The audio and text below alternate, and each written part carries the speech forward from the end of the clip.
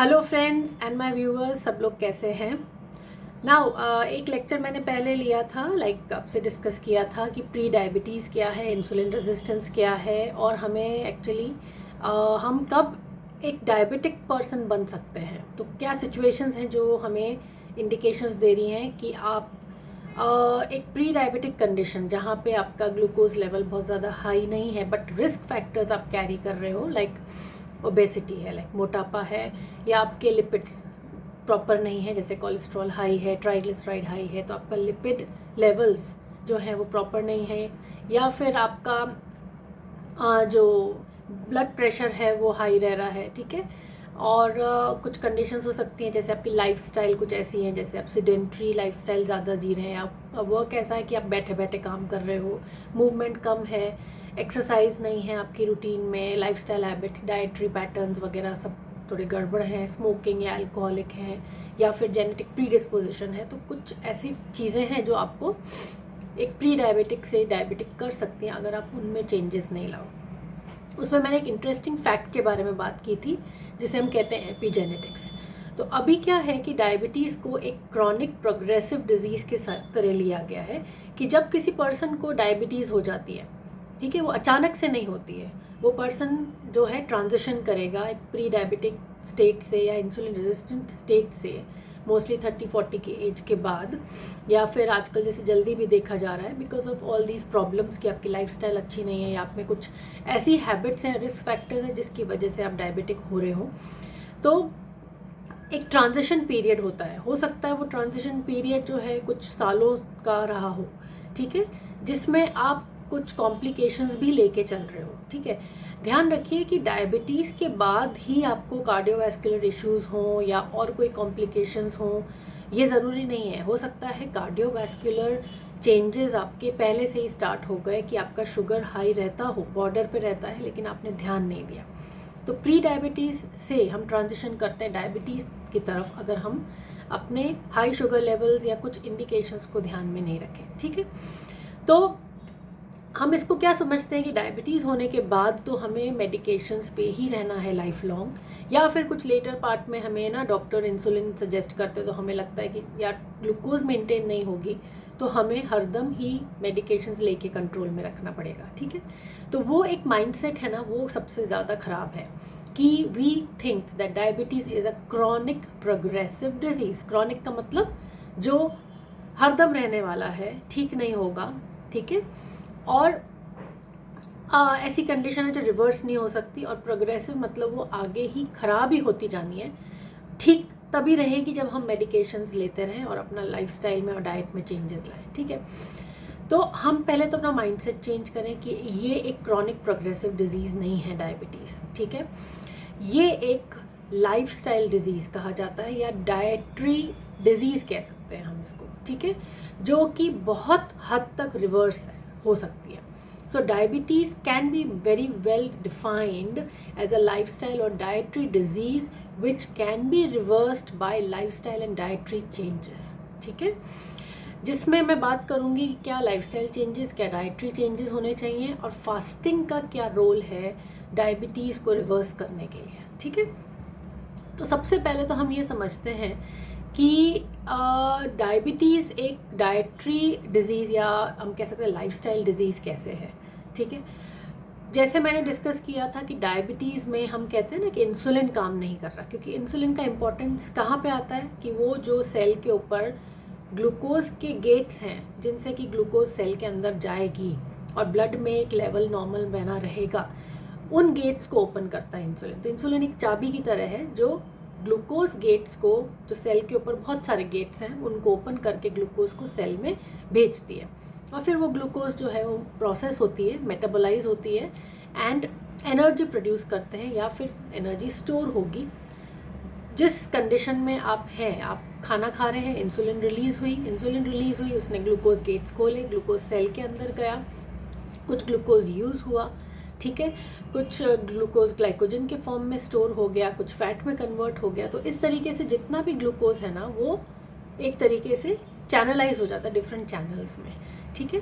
तो वो इंसुलिन का काम है वो करना कि आपके ग्लूकोज को रेगुलेट करना है, ठीक है, कम करना नहीं है। ये आप एक डेफिनेशन समझ लीजिए कि insulin is not the hormone which has the function of lowering the glucose level, it has the function of regulating the glucose level to normal levels, जिसे हम समझते हैं कि 100 मिलीग्राम% या मिलीग्राम पर डेसीलीटर के अंदर अंदर रखना है फास्टिंग में, ठीक है। और 140 के अबव नहीं जानी चाहिए आपकी पोस्ट प्रांडियल खाना खाने के बाद वाली, या फिर कोई रैंडम कोई भी टाइम पे आप चेक करते हो तो, ठीक है। सो इंसुलिन बेसिकली क्या कर रहा है, एनर्जी को स्टोर कर रहा है, ठीक है। जब आपकी बॉडी में इंसुलिन का लेवल इंक्रीज़ रहेगा, या फिर आप जैसे कि छोटे छोटे मील्स खा रहे हैं, दिन में आप 5-7 बार खा लेते हैं, ठीक है, स्नैकिंग भी कर रहे हैं, बीच में कुछ भी खा लिया, ऐसा करते जा रहे हैं, तो आपकी बॉडी में न्यूट्रिएंट्स तो पहुंच रहे हैं। तो सिग्नल तो यही आता है थ्रू वेरियस हार्मोन्स जो हमारे गैस्ट्रिक लाइनिंग से भी रिलीज़ होते हैं, जिन इंक्रेटिन्स हैं जिन्हें हम बोलते हैं, एक ग्लूकागन लाइक पेप्टाइड्स होते हैं, कई सारे ऐसे मतलब हार्मोन्स एंड सिग्नल्स हैं जो कि इंटेस्टाइन से रिलीज़ होते हैं, एंड वो स्टिमुलेट करते हैं पैनक्रियास को कि वो इंसुलिन को बनाए, सिक्रीट करें, ठीक है। तो ये प्रोसेस जो है ना इंसुलिन बायोसिंथेसिस का, वो तो जब ग्लूकोज का लेवल 60-70 भी होगा, 60 के आसपास भी होगा तो भी शुरू हो जाता है, एंड फिर पीक होता है जब 90-100 तक आपकी ग्लूकोज ब्लड में पहुंचती है, यानी जब एब्जॉर्प्शन मैक्सिमम होता है, तब वो बायोसिंथेसाइज्ड जो ग्लूकोज है, जो कि एक सिक्रीटरी ग्रैन्यूल्स में रहती है पैनक्रियाज में, वो फिर थोड़े थोड़े टाइम में सिक्रीट होके बाहर निकलती पल्सेटाइल मैनर में, ठीक है। तो ये एक प्रोसेस होता है पैनक्रियास जो कर रहा है, ठीक है, under the influence of the food you have eaten. अब आप ज़्यादा फूड फ्रीक्वेंटली खाते रहोगे तो नेचुरली एक सिग्नल बार बार पैनक्रियास पे आएगा कि इंसुलिन रिलीज़ करना है, बिकॉज ग्लूकोज सर्कुलेशन में है, जो भी खाना आप खा रहे हो कार्बोहाइड्रेट कंटेंट उसमें रहेगा ही, तो वो ब्रेक होके ग्लूकोज में कन्वर्ट होगा। अब ग्लूकोज हो चाहे फैट हो, बॉडी में जो भी एनर्जी फ्लोट हो रही है सर्कुलेशन में, वो सिग्नल करेगी इंसुलिन को रिलीज़ होने के लिए, ठीक है।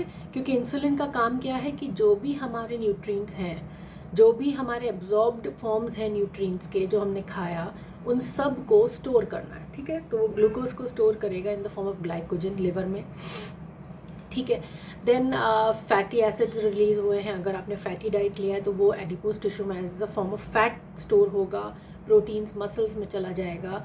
अगर एक्सेस ग्लूकोज है तो वो भी फैट में कन्वर्ट होता है लिवर में, वो मतलब डीनोवो लाइपोजेनेसिस के थ्रू कन्वर्ट होकर स्टोर हो जाता है, तो वो कारण भी है फैटी लिवर का। अगर बहुत ज़्यादा एक्सेस में कार्बोहाइड्रेट या आप ग्लूकोज वाली डाइट ले रहे हो, जैसे एडिड शुगर ज़्यादा ले रहे हो, स्वीटेंड बेवरेजेस ज़्यादा ले रहे हो, प्रोसेस फूड, रिफाइंड फ्लावर्स ज़्यादा ले रहे हो, ठीक है, ये सब। सो इंसुलिन हार्मोन का ज़्यादा होना का मतलब ये है कि फ़ैट का भी ज़्यादा बनना, क्योंकि आप ज़्यादा खा रहे हो तो इंसुलिन भी ज़्यादा रिलीज़ हो रही है, और इंसुलिन एनाबॉलिक हार्मोन होने की वजह से एनर्जी स्टोरेज भी ज़्यादा कर रही है, ठीक है। तो बेसिकली हमें अपने ईटिंग पैटर्न पे कंट्रोल रखना बहुत इम्पॉर्टेंट है कि हम इंसुलिन की सर्ज को हरदम बनाए नहीं रखें, क्योंकि जितना ज़्यादा इंसुलिन जो है वो सर्कुलेशन में रहेगा, उतना ज़्यादा सेल्स जो है वो रेजिस्टेंट हो जाएंगे उसके एक्शन के लिए। वो स्टेट होती है इंसुलिन रेजिस्टेंट की, और वो जो घूम रहा है वो इंसुलिन, ठीक है, वो ग्लूकोज को रेगुलेट नहीं कर पा रहा, बिकॉज वो गेट्स ओपन नहीं हो रहे हैं, वो सेल्स ही उसको सेंस नहीं कर रहे हैं, ठीक है। तो वो बेसिकली जो भी आपकी ग्लूकोज है ना, वो फिर फैट में कन्वर्ट होगा और इस तरीके से एनर्जी के फॉर्म में स्टोर होगा। तो बेसिकली एडिपोज टिश्यू का भी लेवल जो है, फैट्स का जो साइज़ है एंड मास है, वो बढ़ जाता है। एंड मोस्टली आप अगर दूर से किसी पर्सन को देखते हैं और आप अंदाज़ा लगाएं कि वो डायबिटिक हो सकता है कि नहीं, या है डायबिटिक, तो आप उसके बेली फैट पे नज़र डालिएगा। द विसरल एडिपोसिटी, जिसे हम कहते हैं कि हमारे बेली बटन या नाभि के नीचे के जो भी फैट है, वो अगर बेली फैट हमारा बढ़ गया, हम बाहर से तो मतलब बॉडी हमारी ठीक लग रही है, नॉर्मल लग रहा है पीछे से आप देखते हो तो, लेकिन जब आप आगे देखते हो तो आपका बेली आगे होता है। तो कोई होता है वो ओवरऑल फैट होता है, कोई जिसमें सिर्फ एडिपोसिटी विसरल एरिया में रहती है या फिर एब्डोमिनल एरिया में रहती है। तो जो ये फैट हमारे बेली पे रहता है ना, ये basically excess of adipose tissue या एक्सेस ऑफ इंसुलिन की वजह से है। तो इंसुलिन रेगुलेट करना बहुत इंपॉर्टेंट है। हाइपर इंसुलिनीमिया होते ही आप इंसुलिन रेजिस्टेंट होने लगते हो, और उसके बाद अगर आप ध्यान नहीं दे रहे हो तो आप डायबिटिक हो जाते हो। यहाँ पे इम्पोर्टेंस आता है डाइटरी इंटरवेंशन का, आपके लाइफस्टाइल इंटरवेंशन का। इसलिए हम नहीं कह सकते कि हम इस कंडीशन को रिवर्स नहीं कर सकते। अगर आप ध्यान दें कि अगर आप बहुत ज़्यादा डाइट ले रहे हो, बहुत ज़्यादा फ्रीक्वेंटली खा रहे हो, तो हमें वहाँ डाइट अपनी कंट्रोल करनी पड़ेगी, ठीक है।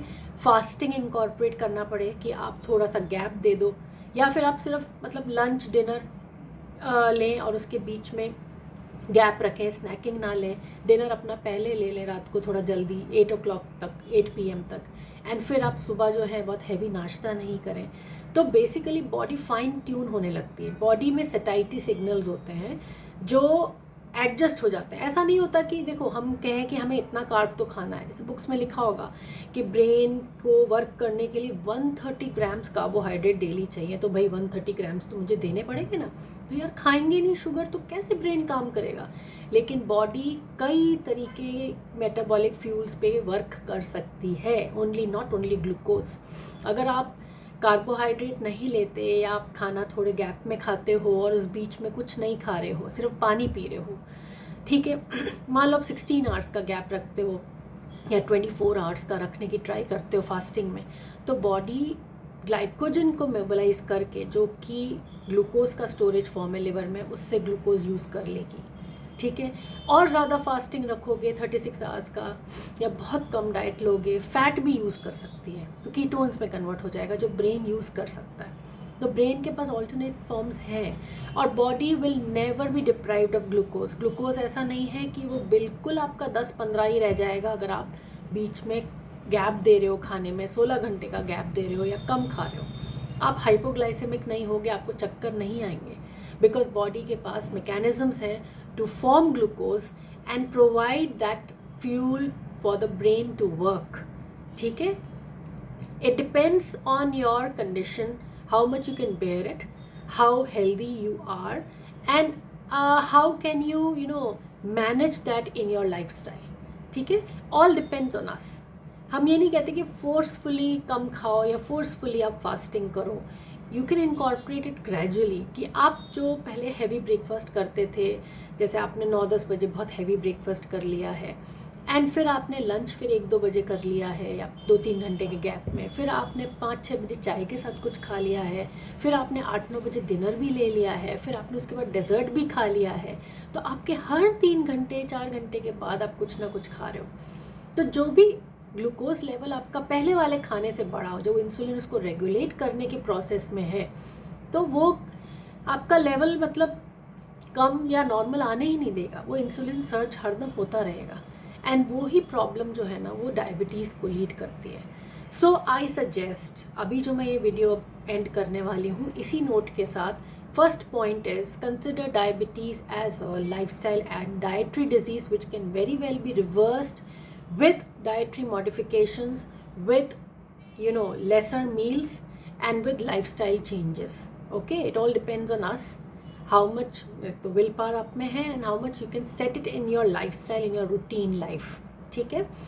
Then secondly, if you cannot fast, you cannot keep gaps in between meals, then you can switch to some concrete major meals like breakfast, lunch and dinner, and keep some spacing in between. Incorporate in the breakfast, lunch and dinner less of refined flour, more of multigrains, more of fibers, more of salad, more of raw vegetables, okay, and eat your dinner early at around 8 PM, and then try to cut down the carbs to the minimum. At least don't eat added sugar, कहीं भी आप दूध में चाय में ना डालें, और प्रोसेस्ड फूड जंक फूड से दूर रहें, ठीक है, और स्वीटेंड बेवरेजेस जूस वगैरह से दूर रहें।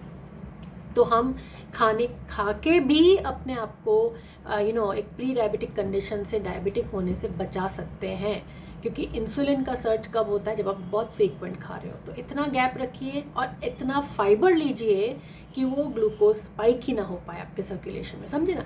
तो कुछ चीज़ें हैं ना वो हमें अंडरस्टैंड करना बहुत ज़रूरी है, ले मैन को भी, कॉमन मैन को भी, क्योंकि इन 2-3 चीज़ों के अंडरस्टैंड करने से a common person can know कि मेरा शुगर कैसे स्पाइक होगा, क्या खाने से स्पाइक होगा, ठीक है। तो मैं आपको अगले वीडियो में बताऊंगी कि कौन से खाना है, कौन से जो है ना इंग्रेडिएंट्स होते हैं जो ग्लूकोज को स्पाइक को बढ़ाते हैं, और कौन से हैं जो ग्लूकोज के स्पाइक को नहीं होने देते हैं। उसे हम ग्लाइसेमिक इंडेक्स कहते हैं, ठीक है। तो हमें लो ग्लाइसेमिक इंडेक्स खाना चाहिए, फूड्स लेने चाहिए जो हमारे ग्लूकोज को एकदम से स्पाइक ना होने, जो फाइबर भी इतना दें कि हमारा जो गट बैक्टीरिया है, गट वो भी हेल्दी रहे, तो हमारा सेटाइटी सिग्नल भी प्रॉपरली वर्क करेगा। अगर हमें ये सिग्नल नहीं मिले कि अब नहीं खाना है, तो फिर we will go on eating. जो आप शुगर खा रहे हो, एडिड शुगर ले रहे हो, प्रोसेस फूड ले रहे हो, वो सेटाइटी सिग्नल को डिप्रेस कर देता है, रेजिस्टेंट कर देता है, ठीक है। और वो आपको ये सिग्नल नहीं आने देता है कि अब खाना बंद करो, क्योंकि जो भी प्रोसेस फूड, रिफाइंड फ्लावर, जितना भी शुगर है जो कि फाइबर के बिना वाला खाना है, उसको इतना प्रोसेस और रिफाइन कर दिया गया है कि उसमें से सब जो इम्पॉर्टेंट थिंग्स थी वो हटा दी हैं, जो कि आपके सेटाइटी सिग्नल को कंट्रोल करती हैं और जो आपके गट को कंट्रोल करती है, जो आपके गट माइक्रोबायोम को रेगुलेट करता है, जो आपके ग्लूकोज स्पाइक को कम करता है, सब हटा दिया है। तो आपके अंदर क्रेविंग्स होने लगती हैं, आप और ज़्यादा खाने की इच्छा करते हो, ठीक है। So these are the few things which you should be bearing in your mind, ठीक है। और क्योंकि डायबिटीज़ ऐसी प्रॉब्लम हो गई है कि अभी काफ़ी लोगों को ये हो रहा है एंड वो अंडरस्टैंड नहीं कर पा रहे हैं। हमें हाई ग्लूकोज को ट्रीट नहीं करना है, ट्रीटमेंट करना है अपने इंसुलिन का, इंसुलिन सर्ज नहीं होने देना है, ठीक है। So medication will give you temporary relief कि आपके ग्लूकोज को कंट्रोल कर देगा, लेकिन आपका इंसुलिन कितना है, क्या वर्क कर रहा है, आप इंसुलिन रेजिस्टेंट कितने हो, वो चीज़ आपको नहीं पता चलेगी। That is very important. So don't just treat the symptoms, treat the underlying cause of the disease, okay, and we have to find out what is the underlying cause. So stay healthy, stay safe, and eat clean home cooked food. Wait for the next video in which I'll just discuss about the variety of foods with different glycemic index and what you should be incorporating in the diet, and what are the important fundas of diabetes. Bye.